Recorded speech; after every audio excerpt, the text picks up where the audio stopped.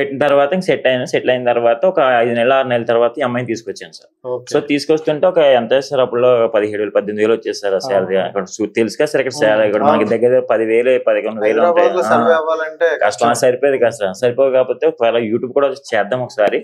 ఆ మధ్య నేను కూడా సార్ ఇంటి దగ్గరే ఉండడం వల్ల పిల్లలతో ఉండడం వల్ల ఏంటంటే ఇంటి రెంట్ కట్టి అన్ని చేసేసరికి మంత్ ఎండింగ్ కల్లా ఒక్కొక్క నెల అయితే డబ్బులు కూడా సరిపోయి కదా. మళ్ళీ మా అత్తకు ఫోన్ చేయాలి, మా అత్తగారు పంపించేవారు. సో ఇలా అవ్వట్లేదు, ట్యూషన్ చెప్దామన్నా సరే కుదరట్లేదు. ఇక్కడ పిల్లలు ఇద్దరు చిన్న పిల్లలే, మనకి హిందీ కూడా సరిగ్గా రాదు అని ఏది కూడా చేయడానికి కుదరలేదు. సో ఓకే యూట్యూబ్ ఉంది కదా ఆల్మోస్ట్ చాలా మందికి వస్తుంది, చిన్న చిన్న ఖర్చులకు వచ్చినా చాలు కదా అని ఫస్ట్ ముగ్గుల ఛానల్ తో స్టార్ట్ చేసాము.